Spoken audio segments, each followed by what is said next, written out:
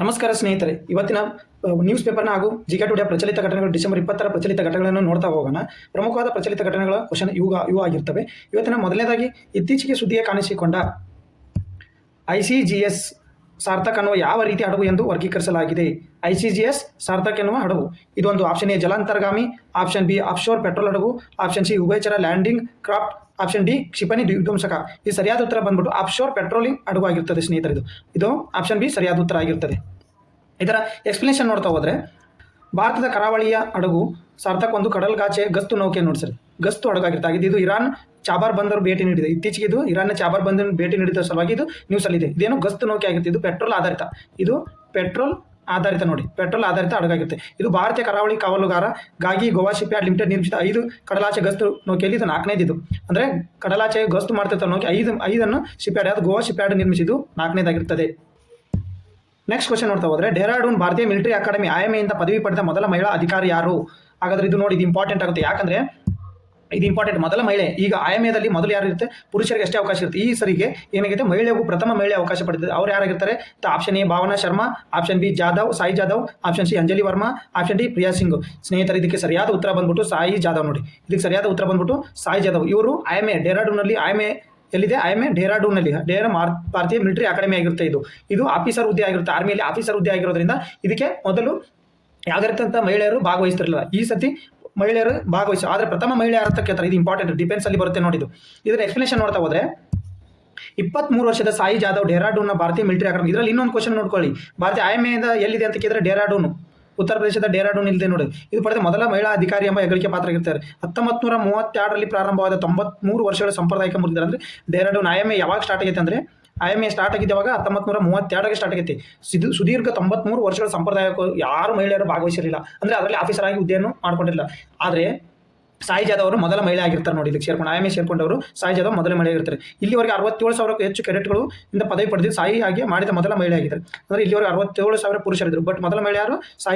ಸಾಯಿ ಜಾಧವ್ ಪ್ರಾದೇಶಿಕ ಸೈನ್ಯದಲ್ಲಿ ಲೆಫ್ಟಿನೆಂಟ್ ಆಗಿ ನೇಮಕಗೊಂಡಿದ್ದಾರೆ. ಅಂದರೆ IMA ಸೇರ್ಕೊಂಡ್ರೇನು ಆಫೀಸರ್ ಹುದ್ದೆಗಳು, IMAದಲ್ಲಿ ಆಫೀಸರ್ ಹುದ್ದೆಗಳು, ಆರ್ಮಿಯಲ್ಲಿ ಆಫೀಸರ್ ಹುದ್ದೆಗಳಿದ್ದು, ಆರ್ಮಿಯಲ್ಲಿ ಆಫೀಸರ್ ಹುದ್ದೆಗಳು ಇರ್ತವೆ. ಅವಾಗ IMAದಿಂದ ಪದೋನ್ನತಿ ಪಡೆದಿರ್ತಾರೆ. ಇವರು ಲೆಫ್ಟಿನೆಂಟ್ ಆಗಿ ನೇಮಕಗೊಂಡಿದ್ದಾರೆ. ಸೇರಿದ ಮೊದಲ ಮಹಿಳೆಯಾಗಿ ಇವರು ಕಾರ್ಯನಿರ್ವಹಿಸುತ್ತಿದ್ದಾರೆ. ಈಗ ನೆಕ್ಸ್ಟ್ ಕ್ವಶನ್ ನೋಡ್ತಾ ಬಂದರೆ, ಇದು ಇಂಡೆಕ್ಸ್ ಅಂತ ಬರ್ತದಲ್ಲ, 2025 ಇಂಡೆಕ್ಸ್. ಈ ಜನವರಿ ಎಕ್ಸಾಮ್ ನಡೆದ್ರೆ ಇಂಡೆಕ್ಸ್ ಅನ್ನು ಯಾವ ಥರ ಒಂದು ಕ್ವಶನ್ ಇದ್ದೇ ಇರುತ್ತೆ. 2025ರ ಎನ್ಲಿ ಪಾಸ್ಪೋರ್ಟ್ ಸೂಚ್ಯಾಂಕದಲ್ಲಿ ಭಾರತ ಎಷ್ಟನೇ? ಎನ್ಲಿ ಪಾಸ್ಪೋರ್ಟ್ ಅಂದರೆ ಗೊತ್ತು ನಿಮ್ಗೆ, ಅಂದರೆ ಪಾಸ್ಪೋರ್ಟ್ ನಾವು ಎಷ್ಟು ದೇಶಕ್ಕೆ ನಾವು ಪಾಸ್ಪೋರ್ಟ್ ಇಲ್ಲದೇನೆಯ ಸಂಚರಿಸಬಹುದು, ಅಂದರೆ ನಿರ್ಬಂಧ ಇಲ್ಲದೆ ಸಂಚರಿಸಬಹುದು. ಅಂದರೆ ನಾವು ಎಷ್ಟನೇ ಸ್ಥಾನದಾಗಿದ್ದೀವಿ? 193 ಕಂಟ್ರಿ ಒಳಗಡೆ ಎಷ್ಟನೇ ಸ್ಥಾನಕ್ಕಿದ್ದೀವಿ ನಾವು? 196 ಮತ್ತು 196, ಒಂದರಲ್ಲಿ 193 ಇರುತ್ತೆ, 196 ಇರ್ತದೆ. ಇದನ್ನು 196 ಕಂಟ್ರಿ ನಾವು ಎಷ್ಟು ದೇಶಕ್ಕೆ ಸಂಚರಿಸಬಹುದು. ಮತ್ತು ನಾವು ಎಷ್ಟನೇ ಸ್ಥಾನದಲ್ಲಿದ್ದೀವಿ ಅಂದರೆ, option A 81, option B 85, option C 85, option D 94. ಸರಿಯಾದ ಉತ್ತರ ಬಂದ್ಬಿಟ್ಟು ಆಪ್ಷನ್ ಸಿ 85ನೇ ಸ್ಥಾನದಲ್ಲಿ ನಾವು ಎನ್ಲಿ ಪಾಸ್ಪೋರ್ಟ್ ಸೂಚ್ಯಾಂಕದಲ್ಲಿ ನಾವು 85ನೇ ಸ್ಥಾನದಲ್ಲಿದ್ದೀವಿ. ಇದು ಇಂಪಾರ್ಟೆಂಟ್ ಅಂತ. ಇದರ ಎಕ್ಸ್ಪ್ಲನೇಷನ್ ನೋಡ್ತಾ ಹೋದರೆ, ಎನ್ಲಿ ಪಾಸ್ಪೋರ್ಟ್ ಸೂಚ್ಯಂಕ 2025ರಲ್ಲಿ ಭಾರತದ ಪಾಸ್ಪೋರ್ಟ್ ಶ್ರೇಯಾಂಕ 85ನೇ ಸ್ಥಾನಕ್ಕೆ ಕುಸಿದಿದೆ ನೋಡಿ ಸ್ನೇಹಿತರೆ. 2024ರಲ್ಲಿ ನಾವು ಎಷ್ಟರಲ್ಲಿದ್ವಿ? 80ನೇ ಸ್ಥಾನದಲ್ಲಿದ್ವಿ. 2024 ನೋಡ್ಕೊಂಬಿಡಿ ಇಲ್ಲಿ. 2024 GK ಕ್ವಶನ್ ಆಗ್ಬೋದು. ಇದು 2025ರದ್ದು. 2025ರದ್ದು ಎನ್ಲಿ ಪಾಸ್ಪೋರ್ಟ್ ಸೂಚ್ಯಂಕದಲ್ಲಿ ನಾವು ಎಷ್ಟಿದ್ವಿ? 85ನೇ ಸ್ಥಾನದಲ್ಲಿದ್ದೀವಿ. 2024ರಲ್ಲಿ 80 ಸ್ಥಾನದಲ್ಲಿದ್ವಿ. ಈಗ ನೆಕ್ಸ್ಟ್, ಜಾಗತಿಕ ತಾಣಗಳ ವೀಸಾ ಮುಕ್ತ ಪ್ರವೇಶದ ಆಧಾರದ ಮೇಲೆ ಸೂಚ್ಯಂಕವನ್ನು ಪಾಸ್ಪೋರ್ಟ್ಗಳನ್ನು ಮೌಲ್ಯಮಾಪನ ಮಾಡುತ್ತಾರೆ. ಭಾರತವು ಈಗ 57 ದೇಶಗಳಿಗೆ ನಾವು ಪಾಸ್ಪೋರ್ಟ್ ಇಲ್ಲದೇ ವೀಸಾ ಮುಕ್ತ. ಪಾಸ್ಪೋರ್ಟ್ ಇರುತ್ತೆ, ವೀಸಾ ಮುಕ್ತ. ನಾವು ವೀಸಾ ತರಿಸೋಂಗಿಲ್ಲ. ಪಾಸ್ಪೋರ್ಟ್ ಇದ್ರೆ ನಾವು ಯಾವ ದೇಶಕ್ಕೆ, ಈಗ ನಾವು ಶ್ರೀಲಂಕಾ, ಮಯನ್ಮಾರು, ಮಾಲ್ಡೀವ್ಸ್ ಇವಕ್ಕೆ ನಾವು ಪಾಸ್ಪೋರ್ಟ್ ಮಾಡಿಸಿ ವೀಸಾ ಮುಕ್ತ ಮಾಡಬೇಕು. ಬಟ್ ಅಮೆರಿಕಕ್ಕೆ ಹೋಗ್ಬೇಕಾದ್ರೆ ನಾವು ವೀಸಾ ಬೇಕು. ಅದಕ್ಕೋಸ್ಕರ ವೀಸಾ ಮುಕ್ತ ದೇಶಗಳಿಂದ 57 ದೇಶಗಳಿಗೆ ನಾವು ಸಂಚರಿಸಬಹುದು. ಅಗ್ರ ಶ್ರೇಯಾಂಕದಲ್ಲಿ ಆದರೆ ಸಿಂಗಾಪುರ್. ಒಟ್ಟು 196 ಪೈಕಿ 196 ದೇಶಗಳ ಪೈಕಿ 195 ದೇಶಗಳಿಗೆ ನಾವು ವೀಸಾ ಮುಕ್ತ ಮಾಡ್ತಾರೆ ನೋಡಿ. ಇವರು ಯಾರು? ಸಿಂಗಾಪುರದವರು. ಇವರು ಮೊದಲನೇ ಶ್ರೇಯಾಂಕದಲ್ಲಿದ್ದಾರೆ, ಸಿಂಗಾಪುರದವರು. ನಾವು 85, 2024ರಲ್ಲಿ 80ನೇ ಸ್ಥಾನದಲ್ಲಿದ್ವಿ. ಹಾಗಾದ್ರೆ ನೆಕ್ಸ್ಟ್ ಕ್ವಶನ್ ನೋಡ್ತಾ ಹೋಗೋಣ. ನೆಕ್ಸ್ಟ್ ಕ್ವಶನ್ ಇವತ್ತಿನ ಪ್ರಚಲಿತ ವಿದ್ಯಮಾನಗಳು ಇದು ಇಂಪಾರ್ಟೆಂಟ್ ಆಗುತ್ತೆ. ಇದು ಪ್ಲೇಸ್ ಇನ್ ನ್ಯೂಸ್. ಇದು ಯಾವ ಪ್ಲೇಸಲ್ಲಿ ನ್ಯೂಸ್? ಇತ್ತೀಚೆಗೆ ಪ್ರಚಲಿತ ಪ್ಲೇಸ್ ಇನ್ ನ್ಯೂಸ್ ಅಂತ ಇದೊಂದು ಕ್ವಶನ್ ತೊಗೊಂಡಿರ್ತೀವಿ. ಅಂದರೆ ಇವತ್ತಿನ ಪ್ರಚಲಿತ ಇದು. ಇತ್ತೀಚೆಗೆ ಸುದ್ದಿಯಲ್ಲಿ ಕಾಣಿಸಿಕೊಂಡ ನೆಡಂತೀವು ದ್ವೀಪವು ಯಾವ ದೇಶದಲ್ಲಿದೆ ನೋಡಿ. ಇಂಪಾರ್ಟೆಂಟ್ ಇದು. ನೆಡಂತೀವು ದ್ವೀಪ ಅಂತ ಬಂದರೆ ಯಾವುದು? Option A Bangladesh, option B Myanmar, option C Sri Lanka, option D Indonesia. ಇದಕ್ಕೆ ಸರಿಯಾದ ಉತ್ತರ ಯಾವುದು? ಆಪ್ಷನ್ ಸಿ ಶ್ರೀಲಂಕಾ ನೋಡಿ ಸ್ನೇಹಿತರೆ. ಆಪ್ಷನ್ ಸಿ ಶ್ರೀಲಂಕಾ ಆಗಿರುತ್ತೆ. ಇದು ನೋಡಿ, ಎದಕ್ಕೆ ನ್ಯೂಸ್ ಅಲ್ಲಿ ಇದು ಪ್ಲೇಸ್ ಇನ್ ನ್ಯೂಸು? ಶ್ರೀಲಂಕಾ ನೌಕಾಪಡೆ ಇತ್ತೀಚೆಗೆ ನೆಡಂತೀವು ದ್ವೀಪದ ಬಳಿ 17 ಭಾರತೀಯ ಮೀನುಗಾರರನ್ನು ಬಂಧಿಸಿತು. ಅದಕ್ಕೋಸ್ಕರ ಪ್ಲೇಸ್ ಇನ್ ನ್ಯೂಸ್ ಇದು ಇತ್ತೀಚೆಗೆ ಪ್ಲೇಸ್ ಇನ್ ನ್ಯೂಸ್. ಯಾವ ದ್ವೀಪ? ನೆಡಂತೀವು ದ್ವೀಪ, ಶ್ರೀಲಂಕಾ. ಅದಕ್ಕೆ 17 ಭಾರತೀಯರನ್ನ ಇದೇನು ಮೀನುಗಾರನ ಬಂಧಿಸಿತ್ತು. ಡೆಲ್ಟಮ್ ದ್ವೀಪ ಎಂದು ಕರೀತಾರೆ. ಇದನ್ನ ಏನಂತ? ಡೆಲ್ಟಾ ದ್ವೀಪ ಅಂತ ಕರೀತಾರೆ ನೋಡಿ ಸ್ನೇಹಿತರೆ. ನೆಡಂತೀವ ದ್ವೀಪನು ಡೆಲ್ಟಾ ದ್ವೀಪ ಅಂತಲೂ ಕೊಡ್ಬೋದು. ಡೆಲ್ಟಾ ದ್ವೀಪ ಅಂತ ಕೊಟ್ಟರೆ ಎಲ್ಲಿ ಅಂತ ಬರುತ್ತೆ? ಡೆಲ್ಟಾ ದ್ವೀಪ ಅಂತ ಕೊಟ್ಟರೆ ಎಲ್ಲಿ ಅಂತ ಬರುತ್ತೆ? ಇದೆಲ್ಲೇ ಶ್ರೀಲಂಕಾ ನೋಡಿ. ಶ್ರೀಲಂಕೆಗೆ ನೆಡಂತೀವು ಶ್ರೀಲಂಕಾದ ಪಾಕ್ ಜಲಸಂಧಿಯಲ್ಲಿರುವ ಅತಿ ದೊಡ್ಡ ದ್ವೀಪ ಇದು ನೋಡು. ಪಾಕ್ ಜಲಸಂಧಿ ಎಲ್ಲಿ ಬರುತ್ತೆ? ಇಂಡಿಯಾ ಶ್ರೀಲಂಕಾ ಇಲ್ಲಿ ಬರ್ತಲ್ಲ, ಇದೇ ಪಾಕ್ ಜಲಸಂಧಿ. ಈ ಪಾಕ್ ಜಲಸಂಧಿ ಐತಲ್ಲ, ಈ ಪಾಕ್ ಜಲಸಂಧಿಯಲ್ಲೇ ಇಲ್ಲೇ ಇದೆ ನೆಡಂತೀವು ದ್ವೀಪ. ಇದು ಏನು ಪಾಕ್ ಜಲಸಂಧಿ ಅತಿ ದೊಡ್ಡ ದ್ವೀಪ ನೋಡಿದು ಯಾವುದು? ನೆಡಂತೀವು ದ್ವೀಪ. ಇಂಪಾರ್ಟೆಂಟ್ ನೋಡ್ಕೊಳ್ಳಿ, ಸ್ವಲ್ಪ ಪ್ಲೇಸ್ ಇನ್ ನ್ಯೂಸ್ ಇದು. ಈಗ ನೆಕ್ಸ್ಟ್ ಪ್ರಚಲಿತ ಘಟನೆಗಳನ್ನು ನೋಡೋದಾದ್ರೆ ಆಪರೇಷನ್ ಸಂಕಲ್ಪ, ಇದು ಡಿಫೆನ್ಸ್ಗೆ ಸಂಬಂಧಪಟ್ಟಿದ್ದು ನೋಡಿದ್ದು. ಆಪರೇಷನ್ ಅಂತಾರಾಷ್ಟ್ರೀಯವಾಗಿ ಡಿಫೆನ್ಸ್ಗೆ ಸಂಬಂಧಪಟ್ಟಿದ್ದು ಪ್ರಚಲಿತ ಘಟನೆ ಆಗಿರುತ್ತೆ ನೋಡಿದ್ದು. ಆಪರೇಷನ್ ಸಂಕಲ್ಪವು ಯಾವ ಸಶಸ್ತ್ರ ಪಡೆ ಪ್ರಾರಂಭಿಸಿತು ನೋಡಿ? ಯಾವ ಸಶಸ್ತ್ರ ಪಡೆ?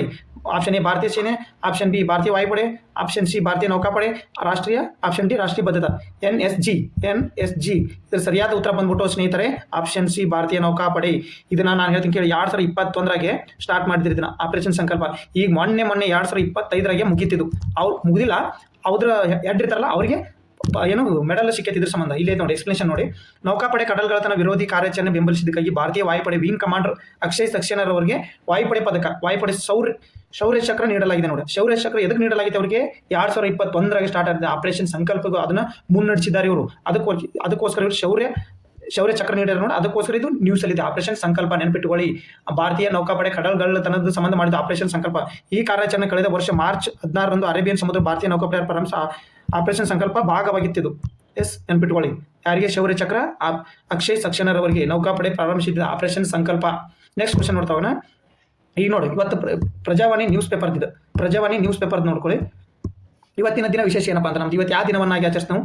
ಅಂತಾರಾಷ್ಟ್ರೀಯ ಮಾನವ ಒಗ್ಗಟ್ಟಿನ ದಿನ. ಪ್ರತಿ ವರ್ಷ ಡಿಸೆಂಬರ್ 20 ಅಂತಾರಾಷ್ಟ್ರೀಯ ಮಾನವ ಒಗ್ಗಟ್ಟಿನ ದಿನ ಅಂತೇಳಿ ಪ್ರತಿ ವರ್ಷ ಡಿಸೆಂಬರ್ 20 ಅಂತಾರಾಷ್ಟ್ರೀಯ ಮಾನವ ದಿನವನ್ನು ಆಚರಿಸ್ತೀವಿ. ಇದನ್ನ ವಿಶ್ವಸಂಸ್ಥೆಯಲ್ಲಿ ಮೊದಲಾಗಿ ಯಾವ ವರ್ಷ ಆಚರಣೆ ಮಾಡಿದ್ವಿ? 2005 ಒಳಗಡೆ. 2005 ಒಳಗಡೆ ಅಂದರೆ 2005 ಒಳಗಡೆ 2005 ಒಳಗಡೆ ಇದನ್ನ ಮಾಡಾಯ್ತು ಅಂತಾರಾಷ್ಟ್ರೀಯ ಮಾನವ ದಿನ ಅಂತ ನೆನ್ಪಿಟ್ಕೊಳ್ಳಿ. ಪ್ರತಿ ವರ್ಷ ಡಿಸೆಂಬರ್ 20 ನೆನ್ಪಿಟ್ಕೊಳ್ಳಿ.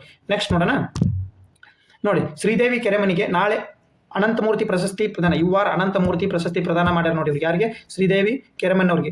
ಬೆಂಗಳೂರಿನ ಕೇಂದ್ರ ಕನ್ನಡ ಸಾಹಿತ್ಯ ವೇದಿಕೆಯಲ್ಲಿ ನೀಡುವ ಅನಂತಮೂರ್ತಿ, ಇದನ್ನು ಹಿರಿಯ ಸಾಹಿತಿಗಳಿಗೆ ಕೊಡ್ತಾರೆ ನೋಡಿ. ಇದನ್ನ ಅನಂತಮೂರ್ತಿ ಪ್ರಶಸ್ತಿ, ರಾಷ್ಟ್ರೀಯ ಪ್ರಶಸ್ತಿ ಇಲ್ಲಿನ ಶ್ರೀದೇವಿ ಕೆರೆಮನೆ ಅವರು ಆಯ್ಕೆಗೊಂಡಿದ್ದಾರೆ. ಇದನ್ನ ಯಾರು ಕೊಡ್ತಾರೆ? ಕನ್ನಡ ಸಾಹಿತ್ಯ ವೇದಿಕೆ ಕೊಡುತ್ತೆ ನೋಡಿ. ಇದನ್ನ ಪ್ರಶಸ್ತಿ ನೆನ್ಪಿಟ್ಕೊಳ್ಳಿ. ಕನ್ನಡ ಸಾಹಿತ್ಯ ವೇದಿಕೆ ಕೊಡುತ್ತೆ. ಯಾರು ಎಲ್ಲಿ ಕೊಡ್ತಾರೆ ನೆನ್ಪಿಟ್ಕೊಳ್ಳಿ. ಯಾವ ಪ್ರಶಸ್ತಿ? ಯಾರು?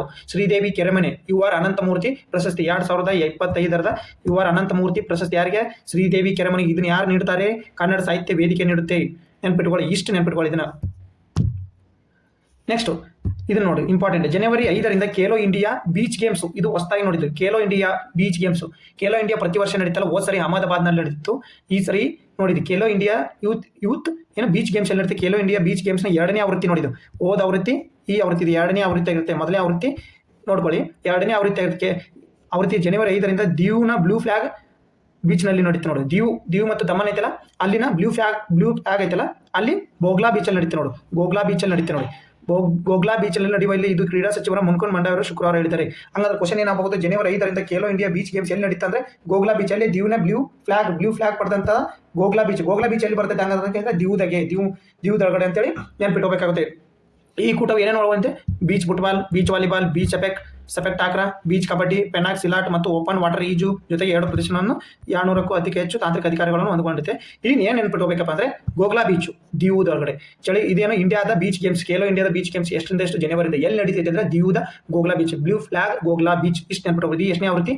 2ನೇ ಆವೃತ್ತಿ. 1ನೇ ಆವೃತ್ತಿ ನೀವು ಕಮೆಂಟ್ ಮಾಡಿ. ಅಫೇರ್ಸ್ನ ಇದು ನೋಡ್ಕೋಬೇಕಾಗುತ್ತೆ. ಪ್ರತಿದಿನ ಇದೇ ರೀತಿಯಾದಂಥ ಪ್ರತಿದಿನ ನಾವು ಕರೆಂಟ್ ಅಫೇರ್ಸ್ನ ಅಪ್ಲೋಡ್ ಮಾಡ್ತೇವೆ. ಜಿಕೆ ಟುಡೇ ಹಾಗೂ ಪ್ರಜಾವಾಣಿ ನ್ಯೂಸ್ ಪೇಪರಲ್ಲಿ ಏನು ಪ್ರತಿಯೊಂದು ನೀಟಾದ ಆರ್ಟಿಕಲ್ ಬರುತ್ತೆ ನಿಮ್ಗೆ ನೀಡ್ತಾ ಇರ್ತೇವೆ. ಚಾನಲ್ನ ಸಬ್ಸ್ಕ್ರೈಬ್ ಮಾಡ್ಕೊಂತ ಬರ್ತೀವಿ. ಒಟ್ಟು ವಿಡಿಯೋನ ನೋಡಿ, ಪಾಠನ ಕೇಳಿ ತಿಳ್ಕೊಳ್ಳಿ. ಏನಾದರೂ ಇಂಪ್ರೂವ್ಮೆಂಟ್ ಇದೆ ಕಮೆಂಟ್ ಮಾಡಿ, ಇಲ್ಲ ನಿಮಗೆ ಎಕ್ಸ್ಟ್ರಾ ಏನಾದರೂ ಗೊತ್ತಿದ್ರೆ ಕಮೆಂಟ್ ಮೂಲಕ ತಿಳಿಸಿ. ನಮಸ್ಕಾರ ಸ್ನೇಹಿತರೆ.